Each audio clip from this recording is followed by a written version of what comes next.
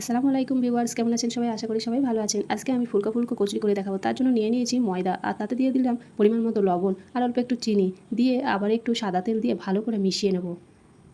ময়দাটা ভালো করে মিশিয়ে নিয়ে দেখতে হবে এইভাবে দলা হয়েছে কিনা। যদি এইভাবে দলা হয়ে যায় তাহলে বুঝবেন ময়দাটা মাখানো পারফেক্ট হয়েছে।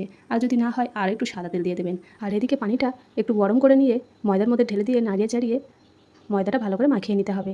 পানিটা দেখতেই পাচ্ছেন কতটা ফোটানো হয়েছে।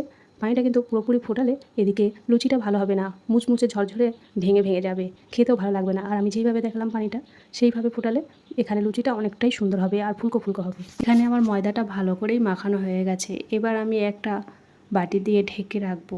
তারপরে কিছুক্ষণ পরে আমি এটা খুলে আবার একটু ময়দা দিয়ে ভালো করে মাখিয়ে নেব, যাতে হাতে না জড়িয়ে যায়। তারপরে আমি যেই সাইজের লুচি বানাবো এই খামিরটার থেকে আমি ছোট ছোট করে কেটে নেব।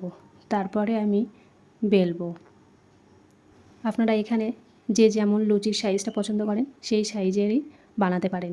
আর এই ছোট্ট ছোট্ট টিপসগুলো যদি ফলো করেন তাহলে অবশ্যই লুচি পারফেক্ট হবে। এখানে আমার প্রত্যেকটা লুচি আমি বেলে নিয়েছি। ভিডিওর মধ্যে পুরোপুরি আমি দেখাতে পারিনি, তাহলে ভিডিওটা বড় হয়ে যাবে। তারপরে একটা কড়াই বসিয়ে তার মধ্যে তেলটা গরম করে দিয়ে আমি একটি একটি করে লুচিগুলো বানিয়ে ফেললাম। দেখেন এখানে লুচিটা কতটাই ফুলকো হয়েছে, খেতেও অনেক সুন্দর হয়েছিল। এইভাবে আপনারা লুচিগুলো ভেজে ফেলবেন। এইভাবে লুচি তৈরি করলে লুচি হবে নরম আর ফুলকো ফুলকো।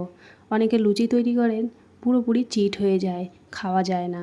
আপনারা বাড়িতে একবার হলেও ট্রাই করে দেখতে পারেন, অনেক সুন্দর হয়েছিল। ভিডিও ভালো লাগলে সাবস্ক্রাইব করে পাশে থাকবেন। আল্লাহ হাফেজ।